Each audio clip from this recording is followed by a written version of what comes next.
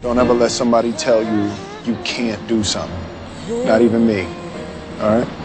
All right.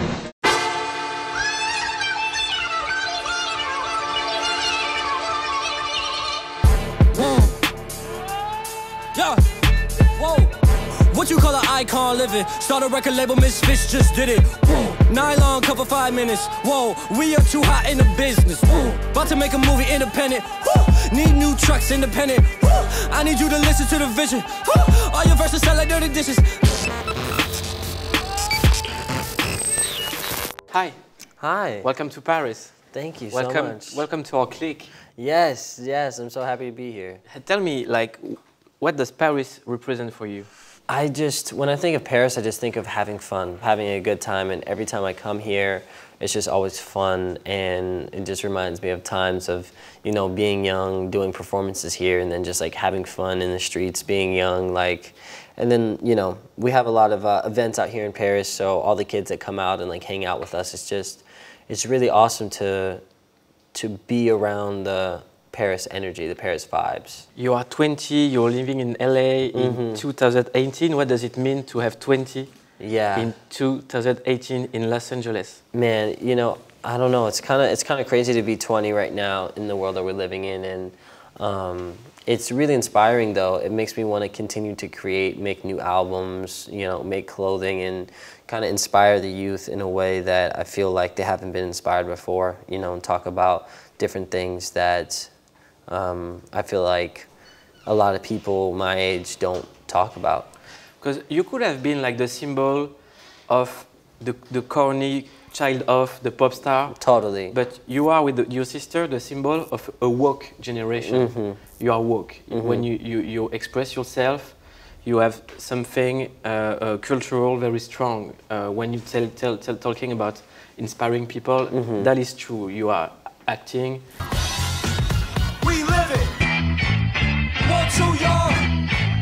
We made it. You are doing some business in the ecologic way. We need more people that are really talking about these hard problems, because that's where your invention can come in. That's when your innovation can come in. I'm Jaden Smith, and I am one of the founders of Just Water. And when you talk about cultural, racial, political issues, you are concerned. Why so young, and why with your life are you concerned with all that? You know, I feel like I'm concerned with those types of things because I want to express to young people the things that are happening in the world and the problems that are going on, and ways that we can use our voice as a voice of change. You know, one person could really change the world. I want to show everybody that if you educate yourself on the problems, then you can be that one person with the blowhorn to put everything to a stop. You stopped school early, and I know that you talk a lot about politics. You grew up with a lot of adults, and you're reading a lot. You're checking not CNN and not TMZ news. What are the people who inspire you and who teach you that? You know, Elon Musk really teaches me a lot on an everyday basis, just about life. You've got your finger in so many different advanced technologies. As I said, SpaceX, Tesla, now you've got Solar City and the solar pack that people put in their houses.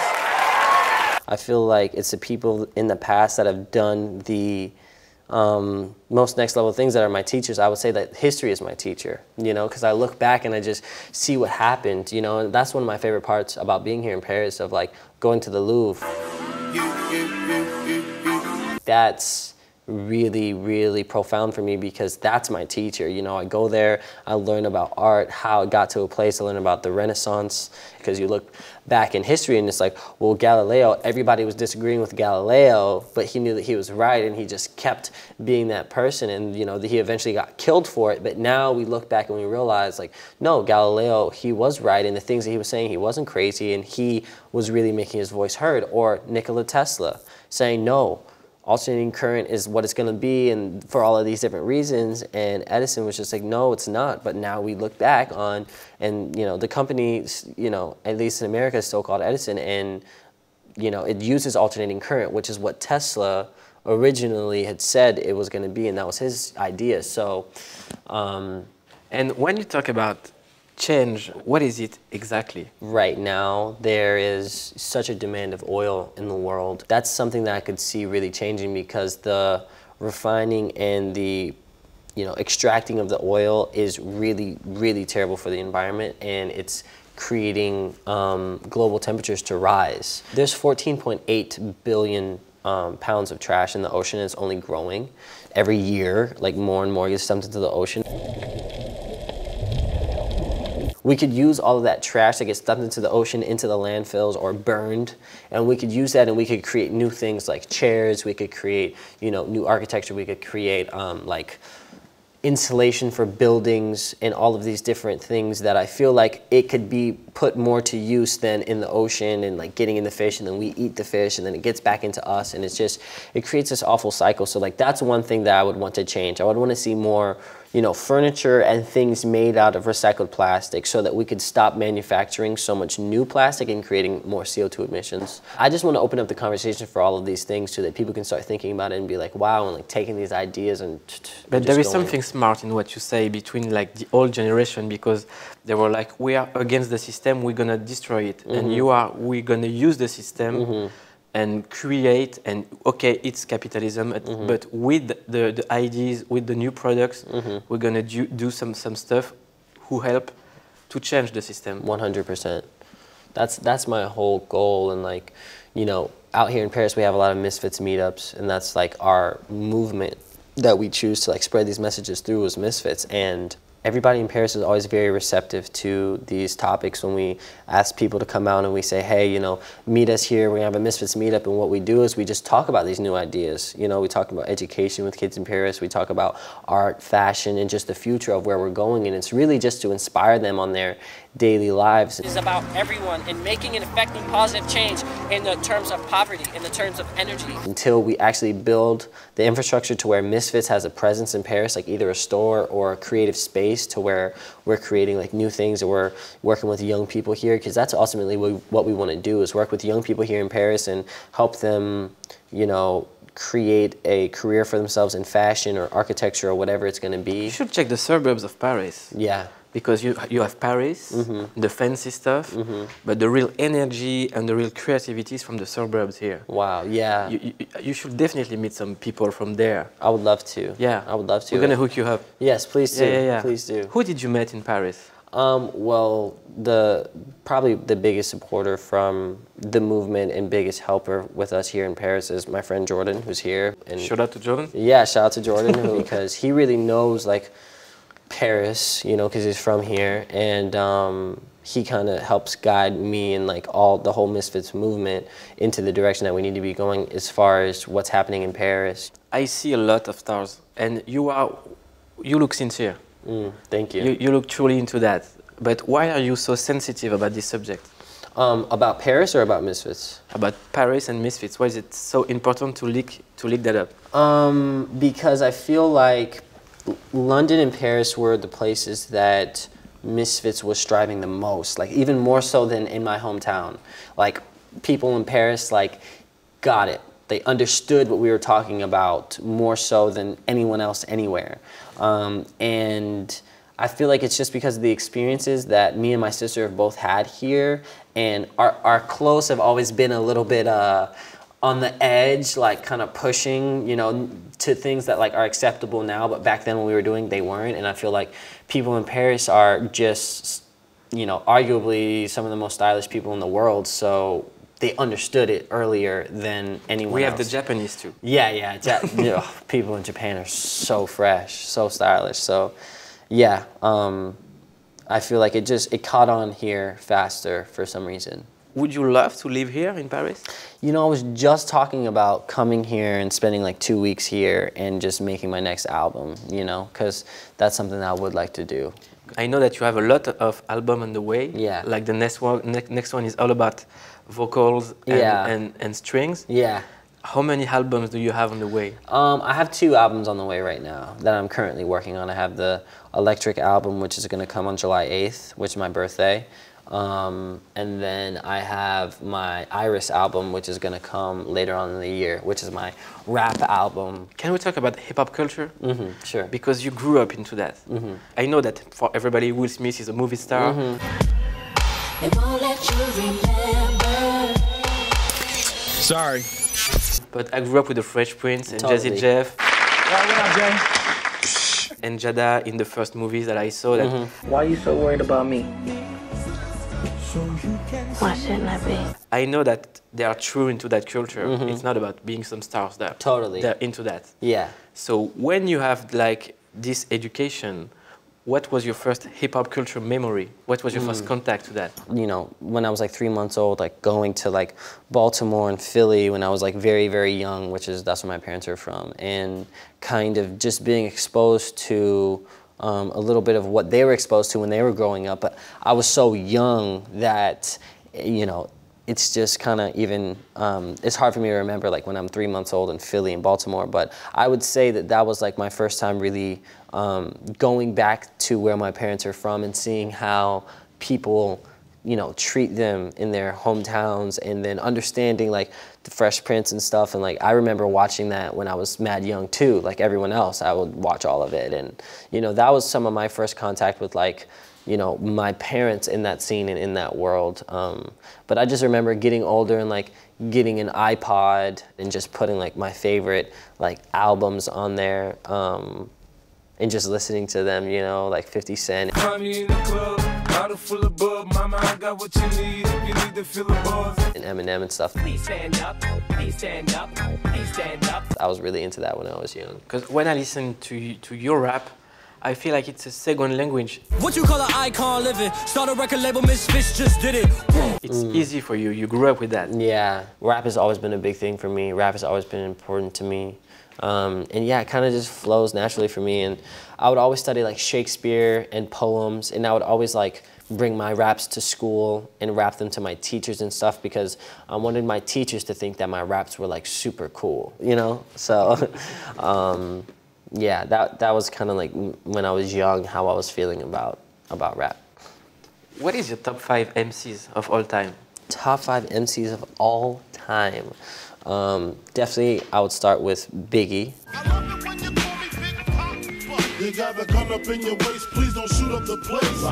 Jay-Z. Motorcades when we came through. Presidential with the planes too. When better get you with the residential. Eminem. In the music, the moment you own it, you better never let it go. I mean, I think Kendrick is deserving a spot up there right now. I hate people that feel entitled. Look at me crazy cause I ain't invite you. And I'll just throw in Raheem. Thinking of a master plan. Cause ain't nothing but sweat inside my hands. And Raheem is one of the most legendary rappers from the Bronx. And he was there with like Grandmaster Flash in the beginning. That's what I was talking about. Hip-hop education. I know that your father was a big fan of Rakim. Even in his show, he was talking about him. Yeah. And there is something that you represent too with your sister is a kind of soft power, like to make change the mentality and taking over the pop culture. Because since 20 years, the most popular man in the world is a black guy called Will Smith. Yeah. He's the Fresh Prince turned king of the world. Smith has been described as the most powerful actor on the planet. And it changed mentality. And even you as a kid, when you're doing a feature with Jackie Chan, it changes mentality. Yeah. Do you realize that in your work? Yeah, I do realize that it does change mentality, and it makes people like, it affects people, but at the same time, when you're in it, it's hard to see what it is, you know, when you're in it. And it's only until, you know, moments like this, or if I get a way to kind of look outside of the life that I live and from another person's perspective, do I only really see the impact that it has and like how it changes people. Because there is something hard for you, I think like a weight on you. 100%. Yeah, here, because you represent a community who is oppressed, and you live, some people from the outside can call the easy life. And it must be really hard to walk with that weight. Totally, you know, there definitely is pressure, but it just depends on what you focus on. You know, you can focus on that pressure and let it cripple you and like make you never release anything because you're just too nervous. Or sometimes you just have to take those chances and you have to say, no, like, I'm gonna do this thing even though I'm scared, or even though I'm nervous or whatever, or even though I have this pressure or this weight on me. I'm still gonna do it, you know? And that's kind of, that's my whole perspective and my take on it. I don't let that pressure and that fear really cripple me. It's like, I'm gonna drop my second album within 8 or 9 months of my last album, and I'm just doing that, you know, because people might be like, no, like, let your albums live, like, it's still going, like, people are still listening to it more every day, and it's like, no, I want to give the fans something new, I want to just express something new, and it's not about me being, you know, someone, it's just about me being me and releasing my music and the just things. doing a video with a car. You can find me up in a way. I give a fuck about your wave. My nigga, I surf every day. Drowning my soul in the basement, like. Literally, that's it. No girls, no bling bling. No, nothing. Just that, you know, because that's me, you know. And even though that character that I play in the music videos isn't exactly me, but it's what I want to portray. You know, it's what I want people to see. Yeah, run around with a renegade. You should take a seat, save your energy. I try to heal the guys with a band-aid. In a time of need, you call your enemies. It's important what you say, like the character that you play, because I know that you're fooling us in every song, every tricks. And I was like, I was watching it, it's like, he's fooling us. What is that character exactly? What do you figure, and what is the performance that you do when you are acting? So, I mean, that character is like the beginning of like Iris. And Iris is pretty much the opposite of Sire. And Sire is more sad, and Iris is just like a no BS, just rapper. Like just hard raps, that's it, and that's his vibe, and like that's all that he's about. And like that's not really me, but it's an aspect of me to where there is certain times where I'm like, no, this is what I'm about, you know. It's kind of like, I feel like I have all of these different personalities within myself, and all of these albums are like, this is how I feel sometimes. I create up names for these different personalities and these different characters, and Sire was one, you know, and that Sire personality, it doesn't end with that album. It's gonna keep going on into my next album. And then Iris is showing the polar opposite of like, I'm not crying, I'm not sad, I don't care, I'm just rapping. Like that's all it is. And Sire is like, I'm gonna sing and I'm sad and I'm gonna float, you know what I'm saying, in the sky and stuff. And like that's... Love is a strong word, say love is a strong word. Well, I'ma sing it for you, baby, I'll be your songbird. That's why all of my music videos look like that, and they're all in the same place to get people's minds conditioned of like, oh, he lives here. Like he doesn't leave this place. Like this is Sire land. And that's like the whole layout of my Instagram of like Sire land. It doesn't change. I don't post because that's where Sire lives, and if you're thinking about me or you want to know what's up with me, that's all you need to think about. You know, it's like Sire land, like the album. But now I'm gonna add more. Inside you're like a super troll. Yeah.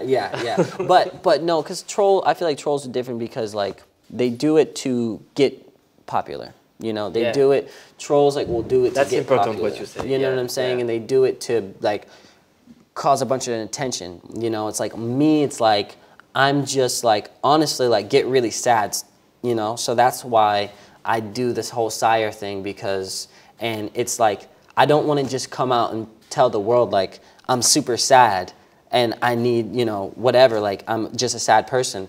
I don't want to do that. I want to be like, there's this other character, his name's Sire, and he's super sad all the time. So it's easier for me to create a character instead of saying that it's actually me and that it's actually about me. This is the last question. What is your definition of a clique?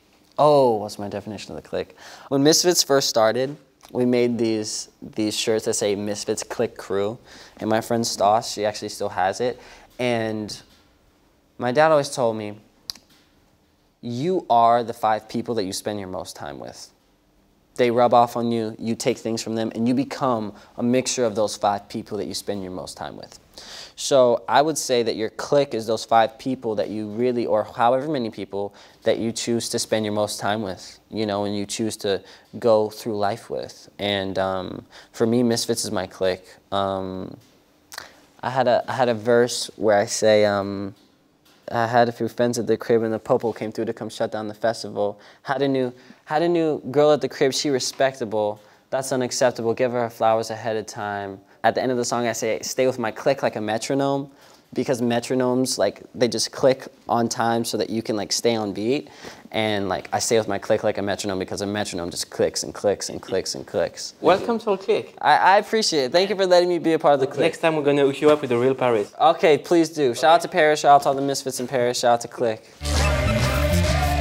That's what they are when we come around.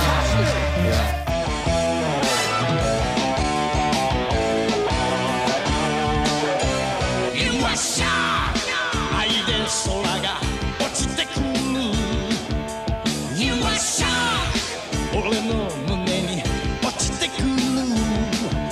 I take a color. Kusari de tsunai demo. Ima wa muda da yo. Jama suru yatsu wa yubisaki hitatsu de. Danseur. You are shy. I did koto.